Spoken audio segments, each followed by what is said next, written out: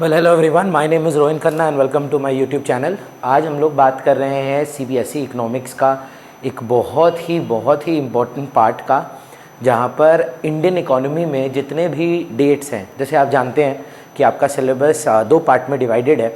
एक macro economics है और दूसरा आपका इंडियन इकोनॉमी है। तो जो इंडियन इकोनॉमी है उसमें हम लोग को काफ़ी डेट्स और डेटा थोड़े याद करने पड़ते हैं। हमारे एमसीक्यू में, हमारे क्वेश्चन आंसर्स में हम लोग को काफ़ी रेफरेंसिंग देनी पड़ती है। तो वो डेट्स को मैंने ट्राई किया है कि एक ही वीडियो में उसको क्रोनोलॉजिकली अरेंज करके मैं आपको समझाते हुए जाऊं, सो दैट जब भी आप फ्री टाइम हो, आपको 15 मिनट मिले, तो आप ये 15 मिनट में जैसे खाते खाते, कुछ बाथरूम जाते जाते आप ये बस सुनते रहें और ये कहीं ना कहीं आपके माइंड में रजिस्टर हो जाए। दिन का अगर आप 5-6 बार इसको सुन लें, आपको बुक खोलने की ज़रूरत नहीं है, सारे डेट्स आपको ऐसे ही याद हो जाएंगे। So without wasting any time मैंने सारे डेट्स को कंपाइल किया है। सो लेट अस सी। फर्स्ट चालू करेंगे chronologically the pre independence era. तो सबसे पहले ब्रिटिश तो देखिए बहुत सालों से हमारे देशों में रहा है, पर आए थे वो ट्रेडर के हिसाब से थे। So when they came into the country they were not trying और they didn't have the authority to rule us. But 1757 में बंगाल में एक लड़ाई हुई सिराजुद्दौला के साथ, जो हमारी मतलब माना जाता है कि फर्स्ट एंट्री है ब्रिटिश की भारत में फॉर द जो शासन करने के लिए, जो रूल करने के लिए, जो पावर आई उनके हाथ में, वो 1757 के वॉर बैटल ऑफ प्लासी जीतने के बाद आई। सो दैट इज़ वाई ये एक आइकॉनिक इकोनॉमिक डेटा है, हिस्ट्री नहीं है। बोल रहा है यहीं से सारा जो इकोनॉमी बदला हमारा, वो इधर इस मूवमेंट से ही आज कहीं ना कहीं the folding of events led to that. So first date जो आपको पढ़नी है वो है बैटल ऑफ प्लासी। और आते ही ब्रिटिश ने अपना काम चालू कर दिया। तो जैसे ही वो आए, कुछ साल उन्होंने किया, 1783 में लगभग 20-25 साल बाद उन्होंने बोला कि ये एग्रीकल्चरल कंट्री है हमारी भारत की। तो सोचिए ब्रिटिश है, रॉबर्ट क्लाइव के टाइम पे ये डिसीजंस हुए थे, वही लेकर आए थे, बैटल ऑफ प्लासी वही जीते थे। उनको ट्रेटर वेटर मिल गया था मीर जाफ़र का, वो अगेन वो हिस्ट्री है, वो ज़रूरी नहीं आपके लिए। पर 1793 में हुआ ये कि गवर्नमेंट ने डिसाइड किया कि अब जो लैंड है वो टेक्निकली ब्रिटिश की है क्योंकि वो रूल करती हैं। तो जो ज़मींदार हैं वो एक सॉर्ट ऑफ सब टेनेंट है, और मतलब ओनर बोल लेंगे, नाम के ओनर हैं, और उनके नीचे जो फार्मर्स काम करते हैं वो वर्कर हैं। तो उनको आप वेजेस दीजिए वगैरह, जो दीजिए, जो भी होता है फ़र्क नहीं पड़ता है ब्रिटिश को।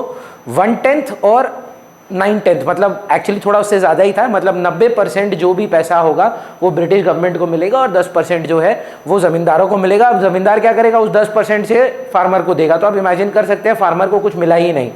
सो ये जो ज़मींदारी सिस्टम है, जो परमानेंट सेटलमेंट सिस्टम है, इसके बहुत वेरिएशंस आए, रोहतवारी सिस्टम, मलवारी सिस्टम। पर आइडिया इन सबका यही था कि पेजेंट्स को थोड़ा मतलब आउटसाइडर की तरह ट्रीट करना है। Farmers they are just labourers, जो मेहनत कर रहे हैं, खट रहे हैं, काम कर रहे हैं जगह पे, उनका कुछ नहीं है। जो ओनर है वो एक शॉट पे लगान, दुगना लगान वो ब्रिटिश को देगा। तो that was the land settlement system, permanent settlement system, ज़मींदारी system. और ये कहीं ना कहीं हमारे एग्रीकल्चरल को तबाह करके चला गया। फिर अगर आप ये 1700s के डेटा है, दो ही डेट आप 1700s के पढ़ते हैं, उसके बाद एरा आता है आपका 1800s का। तो मतलब 1800s में सबसे पहला आया 1850, मतलब लगभग बैटल ऑफ प्लासी के 60-70 बार उनको लगा कि अब हमको ट्रांसपोर्टेशन की ज़रूरत है ब्रिटिश को, कि अब ये जो उपजाऊ ज़मीन है हमारी, जो इतनी फर्टाइल लैंड है, वहाँ से जो प्रोडक्शन आ रहा है उसको वो बांटे कैसे, वो फैलाए कैसे दूसरी जगहों पे। तो उन्होंने अपने बेनिफिट के लिए रेलवेज़ को इंट्रोड्यूस किया हमारे भारत में। दो इसका एक बहुत पॉजिटिव आउटलुक है, पॉजिटिव आउटकम हुआ हमारे लिए, पर इंटेंशन उनका ऐसा नहीं था। उनको अपने ही गुड्स को मूव अराउंड करने के लिए, सामान करने के लिए चाहिए होता था। 1853 में ये डेटा आपको याद रखना है कि बॉम्बे टू थाने एक पहली रेल ब्रिज बनी, तो वहाँ से बाकी रास्ते भी खुल गए। तो वहाँ से आई थिंक एक आइकॉनिक डेट है, तो ये थोड़ा याद करना पड़ेगा आपको। 1969 जैसे ही अब उन्होंने देखा, देखो अब हो गए इनको साल लगभग 100 साल। अब वो उन्होंने नोटिस किया कि यार ये तो विद इन इंडिया हो जा रहा है सारा ट्रांसपोर्ट, अब अगर हमको वापस विदेश लेके जाना होता है तो बड़ा टाइम लगता है। तो सुएज कनाल ना खुल गया उस टाइम पर, और ये पूरे यूरोप को भारत के साथ कनेक्ट करने लग गया। अब होता क्या था, यूरोप में मोस्ट कंट्रीज देखिए ब्रिटिश की ही कॉलोनी थी। तो अब हुआ ये इस प्रकार से कि ये उनको बहुत फ़ायदा हो गया। सो उनका जो ट्रैवल टाइम था वो बहुत बहुत बहुत कम हो गया. So they could take more goods from our country and made us import raw materials, finish goods from them. हमसे रॉ मटीरियल लेके फिनिश गुड्स लेके हमको बोलते थे उनसे रॉ मटेरियल खरीदे, तो उनका एक्सपोर्ट बढ़ जाता था, हमारा इंपोर्ट बढ़ जाता था, तो वहीं पे इशू आने लगता था. फर्स्ट ऑफिशियल सेंसस हुआ हमारा 1881 में, मतलब पहली जो बोले हेड काउंट की गिनती, कितनी पहली बार जब हमने गिनती की लोगों की कि हमारे देश में भारत में कितने लोग हैं, वो फर्स्ट टाइम हुआ था 1881 में. 1871 में ये डिसाइड हुआ था कि ये होगा और 10 साल लगे उसको इम्प्लीमेंट करने के लिए. तो 1881 would be the first official census of India. Next आपके 1900 के डेटा है. अब जो है वो 1900 टू 1950 तक है. उसके बाद 10-10 साल का मैंने प्रोग्रेशन किया है ताकि आप उसको बेरा में तोड़ पाए. तो पहले 1700 में 2 डेटा है, बैटल ऑफ प्लासी है और आपका सॉरी मैं भूल गया, बैटल ऑफ प्लासी है और जमींदारी सिस्टम है 1793 का. 1850s में 4 डेटा है. 1850s में कौन कौन से 4 डेटा है? रेलवे के 2 हैं, तो 1850, 1853. सुएज कैनाल बहुत इंपॉर्टेंट है और 1881 आपका फर्स्ट ऑफिशियल सेंसस है. यहाँ पर आपको लगभग 5 डेटा मिलेंगे और उसमें से काफ़ी कॉमन आपको याद रह ही जाते हैं. 1907 में टिस्को बना था जमशेदजी टाटा के अंदर, जो आज टाटा स्टील है वो पहले 1907 में. बहुत बड़ी बात है कि उस टाइम ब्रिटिश राज में भी हमारे पास आज एक भारतीय कंपनी इतनी बड़ी इंडस्ट्री में थी. सो टिस्को वाज देयर. 1921 बहुत इंपॉर्टेंट ईयर है sir, year of great divide. अच्छा, पॉपुलेशन का एक बहुत बड़ा इशू भारत में रहा है, पर इकोनॉमिस्ट ने ये एक आइडिया लगाया है कि 1921 वाज दैट ईयर जहाँ से ये एक एक्सपोनेंशियल राइज देखने को मिला. सो पहले क्या होता था, देखिए आपने देखा होगा अपने दादाजी नानाजी लोगों को भी कि हमारी फैमिलीज बहुत बड़ी बड़ी होती थी, मतलब 15 10 12 आपके ग्रैंड पेरेंट्स होते हैं, मतलब उनके भाई वगैरह. एंड देन मतलब पहले ना बच्चे पैदा भी बहुत होते थे पर अनफॉर्चुनेटली वो सर्वाइव भी नहीं करते थे. सो हुआ क्या था कि हाई बर्थ रेट होता था, हाई डेथ रेट होता था, लेकिन धीरे धीरे मेडिकल जैसे आगे बढ़ा तो हाई बर्थ रेट तो कंटिन्यू रहा लेकिन डेथ रेट थोड़ा सा गिर गया. अच्छी बात है, पर हुआ क्या, एक डिवाइड क्रिएट कर दिया. मतलब बोला 1920 के बाद, 1921 के बाद से हमने एक एक्सपोनेंशियल राइज देखी. That was the year of great divide. ये तो चलिए अब इस पर क्या बोलूँ मैं, पाकिस्तान की इंडिपेंडेंस. एनीवे 1947 उनको एक दिन पहले बोला जाता है. हम अपना 12 बजे मनाते हैं तो मतलब 15 अगस्त हो जाता है, उनका 14 अगस्त को है. इस पर कम ही बोलूँ तो ठीक है, मैं थोड़ा भावुक हो जाता हूँ. 1948 general agreement between trade and tariff act बना. ये बेसिकली प्रेडिसेसर है WTO का, वर्ल्ड ट्रेड ऑर्गेनाइजेशन का. ऐसे आपने नोटिस किया होगा अगर आप थोड़ा हिस्ट्री पढ़े होंगे, ऐसे बहुत लीग ऑफ नेशंस और यूनाइटेड नेशंस करके आपने एक अग्रीमेंट्स कंट्रीज़ की बनी है. सो 1948 में जब सेकेंड वर्ल्ड वॉर ऑलमोस्ट ख़त्म हो चुका था, तब ये रियलाइजेशन आया कि थोड़ा सा ट्रेड को बढ़ाना ज़रूरी है. तो कुछ कंट्रीज़ ने मिलकर एक अग्रीमेंट की कि अच्छा ये हमारा ट्रेड के रूल्स होंगे, हम किसी को एक्सप्लॉइट नहीं करेंगे, छोटी कंट्रीज़ को आगे बढ़ावा देंगे, एट्सेट्रा एट्सेट्रा. वो 1948 में बना. 1949 में government of people of Republic of China आया. सो अगर आप जानते हो चाइना 1912 से 1949 तक सिर्फ रिपब्लिक ऑफ चाइना था और 1912 से पहले वहाँ डायनेस्टी रूल था, मतलब मोनार्की था. तो 1912 में ओवरथ्रो किया गया गवर्नमेंट ने रिपब्लिक ऑफ चाइना को. फिर उनका ताइवान के साथ बहुत पंगा चल रहा था तो सिविल वॉर चला. कुछ साल बाद उन्होंने अपनी इंडिपेंडेंस ली और वहाँ से इस्टेब्लिश हुआ establishment of people Republic of China. तो अगर आपसे पूछा जाए कि चाइना का इंडिपेंडेंस तो रॉन्ग वर्ड होगा, पर establishment of Republic of China कब हुआ, तो वो 1949 माना जाएगा.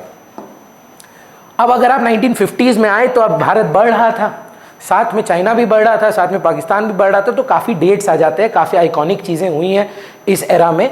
तो 1950 में हमारा प्लानिंग कमीशन बनाया गया, फर्स्ट प्लानिंग कमीशन, जहां पर 5 ईयर प्लान्स निकाले जाते हैं. तो वो सेटअप किया गया, जो 2015 में जाके नीति आयोग ने रिप्लेस किया.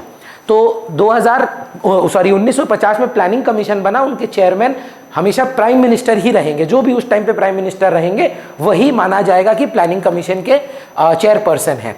फिर जैसे ही हमारा प्लानिंग कमीशन बन गया, हमने फर्स्ट 5 ईयर प्लान बनाया एक साल के अंदर ही 1951 से. सो 1951 से 56 तक हमारा फर्स्ट 5 ईयर प्लान रहा. ये सर आइकॉनिक है क्योंकि हमारी पहली प्लानिंग थी. 1951 में देखिए 2 चीज़ें होती हैं. हमारा industrial development and regulation act होता है. प्रॉब्लम क्या थी ना, थोड़ा सा अगर मैं आपको इंटरेस्टिंग वे में समझाऊं, कि भारत थोड़ा डरा हुआ था क्योंकि इससे पहले कुछ ट्रेडर्स आए बिजनेस करने, इंडस्ट्री सेटअप करने, और वहाँ पे आके 200 साल बैठ गए। तो भारत को हमेशा डर लगता था कि अरे यार कोई भी ट्रेडर ऐसे पावरफुल हो गया तो वो अगर शासन करने लग जाएगा तो वही वापस 200 साल अपने को गरीबी और मतलब सहना पड़ेगा उनका रूल। तो उसको सॉल्व करने के लिए क्या किया गया ना, थोड़ा डर बोल लीजिए या सोशलिस्टिक अप्रोच बोल लीजिए, इंडस्ट्रीज को उतनी पावर नहीं दी गई। मतलब जो बोला कि हम करेंगे, पब्लिक कोई हाथ में कुछ इंडस्ट्री नहीं रहेगी, जो इंडस्ट्री चलाएगा वो भारत सरकार ही चलाएगा। तो वो हमारा पहला रेजोल्यूशन या रेगुलेशन था। 1953 में अलग वे में, चाइना अलग वे में बढ़ रहा था, उनका हमारा 51 में आया, उनका 53 में आया, फर्स्ट 5 ईयर प्लान। 1955 में हमने ये रियलाइज़ किया कि यार ऐसे तो चलेगा नहीं, हम अगर सिर्फ इंडस्ट्री देखेंगे तो हमसे तो हो नहीं रहा है, छोटी छोटी इंडस्ट्रीज को बढ़ावा देना होगा। तो छोटी छोटी इंडस्ट्री को बढ़ावा देने के लिए कार्वी कमेटी बोल के कुछ लोगों का ग्रुप बनाया गया, और उन्होंने बोला कि आप लोग देखो कि स्मॉल स्केल इंडस्ट्री, छोटी छोटी इंडस्ट्रीज जो हैं, जो हैंडीक्राफ्ट्स और विलेजेस में रहती हैं, उनको अगर आप बढ़ावा दे पाओ तो आप जाके उस पर काम करो। 1956 में कुछ लगभग 51 में भारत का हुआ, 53 में चाइना का हुआ, 56 में पाकिस्तान का फर्स्ट 5 ईयर प्लान आया।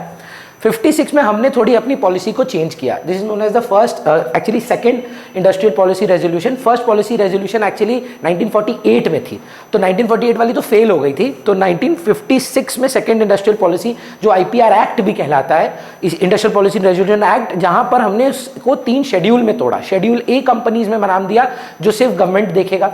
फिर हमने बोला नहीं, प्राइवेट को तो इन्वॉल्व करना होगा, कुछ प्राइवेट कंपनीज रहेंगी जो गवर्नमेंट को सपोर्ट करेंगी, तो सारी नहीं पर कुछ गवर्नमेंट को सपोर्ट करेंगी। और तीसरी कुछ इंडस्ट्रीज थी जहां पर हमने बोला जाओ प्राइवेट तुम पूरा करो, हम बीच में नहीं आएंगे। 1958 में माओ जेडांग के नाम के जो रूलर थे, जो रिपब्लिक ऑफ चाइना को क्रिएट भी किए थे, उन्होंने एक इनिशिएटिव लिया, ग्रेट लीप फॉरवर्ड, जहां पे उन्होंने बोला कि आप देखो इंडस्ट्रियलाइजेशन का प्रोसेस बहुत महंगा और बहुत बड़ा होता है, एग्रेरियन कंट्री थी चाइना भी, तो ये बड़ा मुश्किल कॉन्सेप्ट हो जाता, पैसे नहीं थे उतने। तो उन्होंने बोला कि आप अपने बैकयार्ड में ही इंडस्ट्री लगाओ। दो ऑनेस्टली बुक्स में ना ये रेफरेंस नहीं है, ये पूरा बैडली फेल किया था, तो राइट्स हो गए थे इसकी वजह से, it was a disaster. But हाँ, 1958 में उस टाइम पर चाइना के लिए काफ़ी आइकॉनिक था कि उन्होंने बोला कि अच्छा, setting up of industries at the backyard of agricultural land. मतलब सोचिए, जो एक एग्रेरियन कंट्री है वो छोटे छोटे फार्म्स में बोल रहा है कि आप इंडस्ट्री वहाँ बैठाओ, मतलब replace the machinery with labour. Populated country तो थी ही, तो उन्होंने बोला चलो इसका इस्तेमाल करते हैं, but which absolutely didn't work out. That was the great leap forward, Mao Zedong, याद रखिएगा। फिर 1962 में, ये ना 4 बार होता है सर, पहली बार 1962 में भारत के एक ग्रुप बनाए गए टू आइडेंटिफाई कितने गरीब लोग हैं। पॉवर्टी लाइन का कॉन्सेप्ट आए, बोला गया कि अरे ये तो बताइए भारत में गरीब लोग कितने हैं। तो 1962 में पहली बार आइडेंटिफाई किया गया कि पॉवर्टी में कितने लोग गिर रहे हैं। फिर 1965 में वो डिजास्टर जो हुआ ग्रेट लीप फॉरवर्ड का, उसके बाद फिर माओ जेडांग आए और उन्होंने बोला कि नहीं, एक और चीज़ करना है, ग्रेट प्रोलेटेरियन कल्चरल रेवोल्यूशन। इन्होंने बोला कि हम इंडस्ट्री की तरफ बढ़ रहे हैं पर हमारी पुरानी जो वैल्यूज़ हैं वो नहीं जानी चाहिए। तो उन्होंने बोला कि जो लोग भी यहाँ सिटीज़ में, अर्बन एरियाज़ में काम करते हैं, उनको बोलिए कि कुछ दिन वो जाकर यही वैल्यूज सीख कर आए फार्मर्स से। मतलब क्या सोच के देखिए, एक मतलब कल्चरल प्रोग्राम स्टार्ट कराया उन्होंने बोला कि जितने भी अर्बन लोग हैं, बाहर जो सिटीज़ में रहते हैं, वो कुछ दिन गांव में जाके काम करेंगे, तो गांव वाले भी उनका लाइफस्टाइल समझेंगे और ये वाले लोग भी अपनी पुरानी वैल्यूज़ और ओल्ड ट्रेडिशंस नहीं। अगर आप पढ़ें इसके बारे में ना, तो उन्होंने 4 ओल्ड्स के बारे में बात की है, 4 ओल्ड कॉन्सेप्ट। आगे आपके लिए रेलेवेंट नहीं है, डेट इंपॉर्टेंट है, नाम आदमी इंपॉर्टेंट है। 1964 to 66 में एक बार, पहली बार किसी ने एक इंपॉर्टेंट बात की जो हुई नहीं, बात की कि रेकमेंड किया गया कि एजुकेशन कमीशन ने बोला कि देखिए जो भी आपकी GDP है सर, उसका 6% एजुकेशन में खर्ची है। देखिए ये बहुत फार फेच्ड ड्रीम था तब, ये इम्पॉसिबल था उस टाइम पर 6% एजुकेशन पे खर्चना। बट हाँ, पहली बार किसी ने सोचा कि भारत में एजुकेशन पे खर्चा करिए। 60s में ये प्रोसेस स्टार्ट हुआ। 64 में किसी ने पहली बार रेकमेंड किया कि हमारे GDP का 6% हमको एजुकेशन पे खर्चना चाहिए।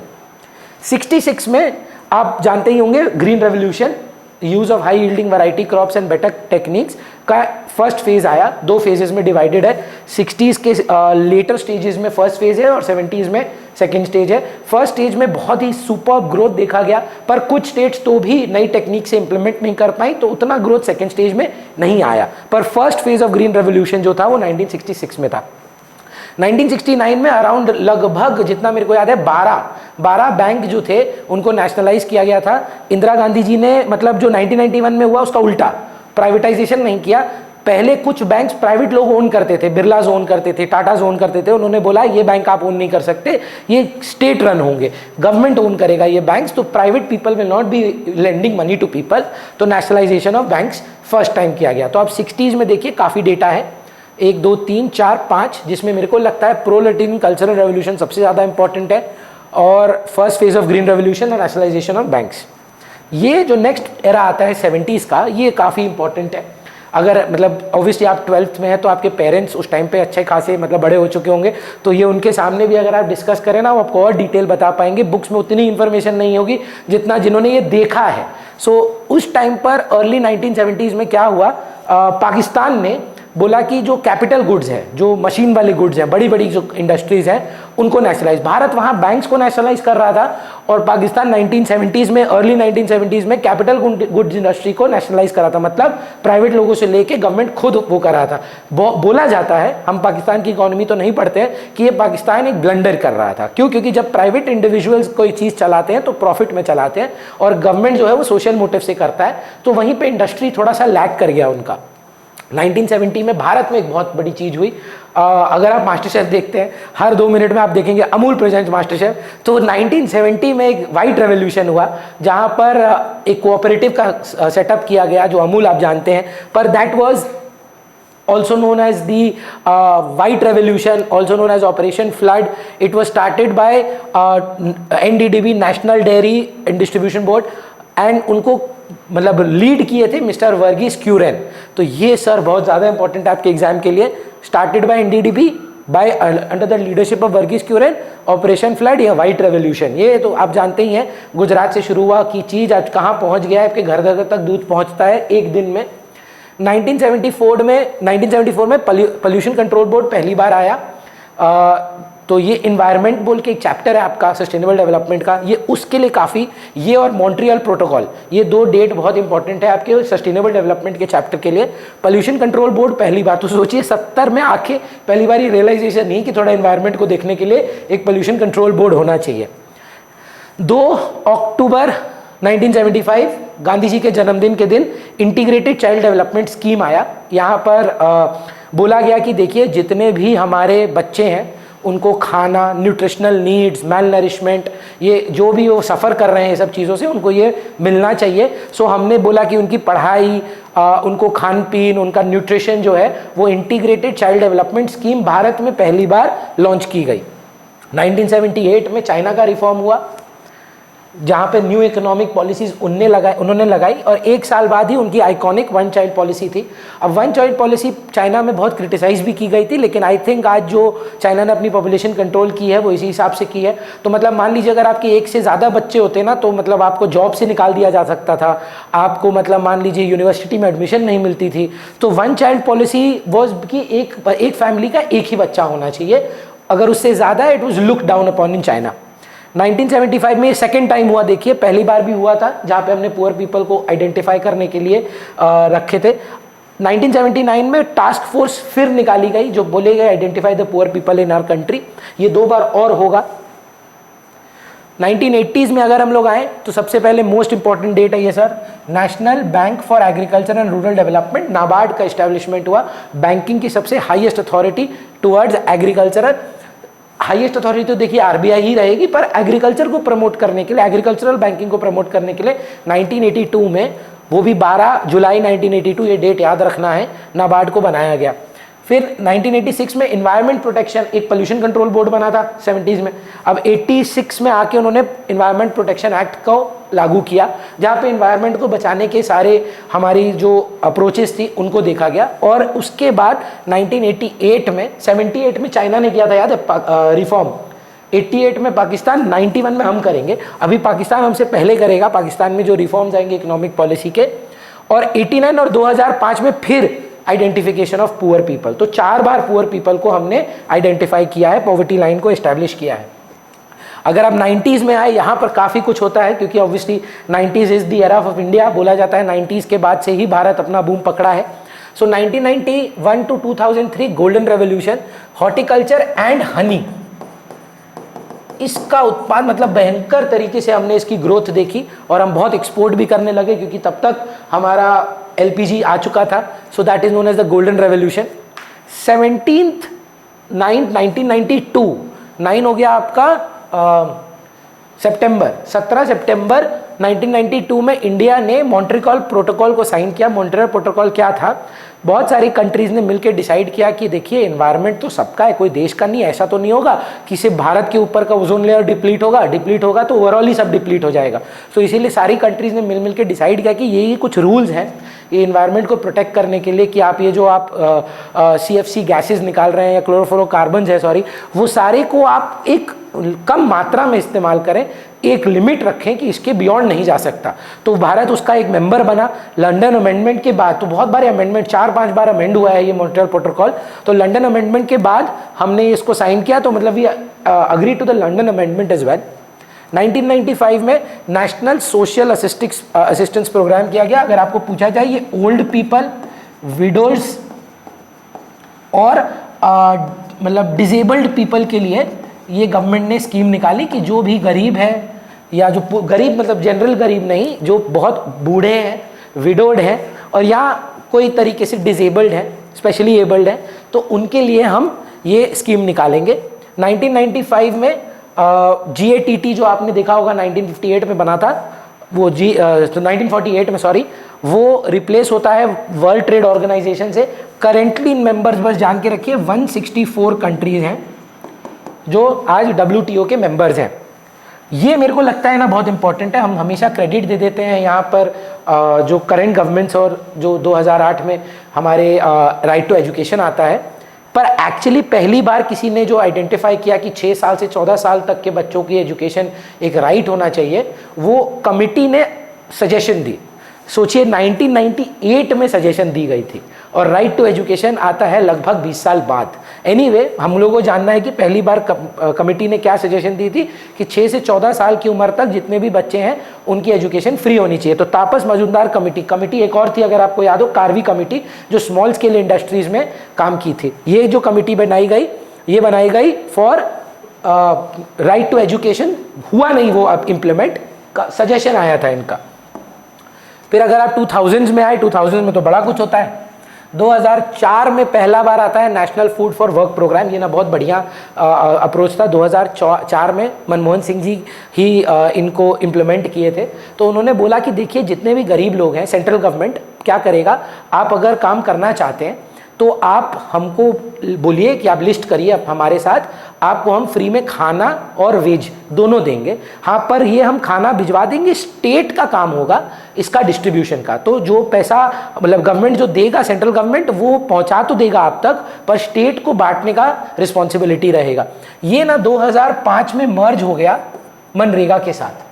मनरेगा क्या है? मनरेगा है Mahatma Gandhi national rural employment guarantee act. अब ये एक ही बन चुका है। इसमें क्या था, इसमें बोला गया था कि अगर आपके घर में कोई अनएम्प्लॉयड है, एक फैमिली को हम हमेशा 1 महीने की सैलरी बोल लीजिए या काम करने का पैसा दिया करेंगे अगर वो हमको कोई अनस्किल्ड लेबर काम करे। अगर हम आपको काम नहीं दे पाएंगे तो भी हम आपको एक अनएम्प्लॉयमेंट का अलाउंस देंगे, आपको बस हमारे साथ रजिस्टर करना है। बहुत ही बढ़िया स्कीम है। आप हमसे रजिस्टर करिए, हम आपको within 5 kilometres of your home आपको हम काम दे देंगे, उससे आपके घर चल जाएगा। अगर हम आपको काम नहीं भी दे पाए तो भी हम आपको 100 दिन का पैसा तो भी देंगे मनरेगा के अंडर। 2009 में जाके, तो देखिए कब बोला गया था तापस कमेटी, 1998 में। 2009 में जाके राइट टू एजुकेशन आया कि 6 साल से बच्चे के लेके उम्र तक 14 साल के बच्चे का एक राइट है कि वो एजुकेशन उसको प्रोवाइड हो। 2014 में PM जनधन योजना आई। ये बहुत इंपॉर्टेंट है क्योंकि इसी के वजह से डीमोनेटाइजेशन हो पाया। तो गवर्नमेंट ने आके बोला कि चाहे जीरो बैलेंस ही सही, पर सबके पास एक बैंक अकाउंट होना चाहिए, एक फाइनेंशियल लिटरेसी होना चाहिए। तो इसीलिए आप देखिए कहीं ना कहीं कोविड में भी हम ठीक ढंग से लड़ पाए, डीमोनेटाइजेशन में हम एटलीस्ट सर्वाइव कर पाए क्योंकि सबके पास बैंक अकाउंट्स आने लगे। सो 2014 में जनधन योजना आया था। देखिए मैं ऐसा बोलता नहीं हूँ, पर क्या है ना, 2014 के बाद जितनी भी चीज़ें हैं ना, वो आपको बोलना है thank you current government. NCERT आप ही पेपर बनाते हैं, तो बहुत ही बढ़िया काम किया आपने, वेल डन। तो उसके बाद आ जाता है India becomes polio free on 27 मार्च 2014। सितंबर 2014 में मेक इन इंडिया आता है, जो बनेगा भारत में ही बनेगा। Removal of one child policy 2015 में वो आ जाता है, हट जाता है। याद करिए उन्होंने 78 में अपनी इकोनॉमिक पॉलिसी लेके आए थे वो लोग, 88 में पाकिस्तान, 91 में India. So removal of one child policy इन्होंने 2015 में ही हटा दिया। 2015 में जो हमने प्लानिंग कमीशन बनाया था 1950s में, वो उसको रिप्लेस करता है नीति आयोग। उनके चेयरमैन भी आज प्राइम मिनिस्टर ही हैं। 2015 में कौशल विकास योजना स्किल डेवलपमेंट के लिए बना। अगर आपने एक मूवी देखी होगी सुई धागा, तो गवर्नमेंट खोज खोज के लोगों को खोजता था जिसको यार सुई धागा चलाना आता है तो उनको हम मशीन दे देंगे। तो जो स्किल विकास करने के लिए, डेवलपमेंट करने के लिए, जो स्किल डेवलप करने के लिए योजनाएं बनाई गई, वो पीएम कौशल विकास योजना थी। 2015 में उज्ज्वल योजना आई, जहां पर करोड़ों औरतों को एलपीजी सिलेंडर प्रोवाइड किया गया कि अरे घर पे आप खाना बनाइए। रिन्यूएबल सोर्स ऑफ एनर्जी तो नहीं है, लेकिन तो भी उज्ज्वल योजना के तहत आपको एटलीस्ट थोड़ा सा कार्बन जो निकलता है, कार्बन फुटप्रिंट जो है वो हमारा कमेगा, क्योंकि जो चूल्हा केरोसिन से जो खाना बन रहा था अनसेफ है, एनवायरनमेंट के लिए ख़राब है। तो घर घर तक चूल्हा पहुँचा, मतलब गैस सिलेंडर, एलपीजी सिलेंडर्स पहुँचे। 8 नवंबर 2016 में डीमोनेटाइजेशन हुआ, ये सब जानते हैं, नोटबंदी। 500 के पुराने नोट और 1000 के नोट को बैन कर दिया गया। जीएसटी 2017 में एक्चुअली मार्च में बिल पास हुआ, लेकिन इनैक्ट मतलब अगर आपसे पूछे केम इनटू इफेक्ट, वो ना जुलाई में आया। तो 1 जुलाई 2017। सो मेरे हिसाब से अगर आप ये बस 15-20 मिनट का वीडियो रोज एक बार थोड़ा आपके एग्जाम से पहले तक देख लें, जब आप फ्री बैठे हैं, बस 1.5x में ही चलाते रहें, तो आपको ना सारा डेट्स कहीं ना कहीं सबकॉन्शियस में याद हो जाएगा। देखिएगा तरीके से, अगर अभी बार फिर रिवाइज करें हम लोग,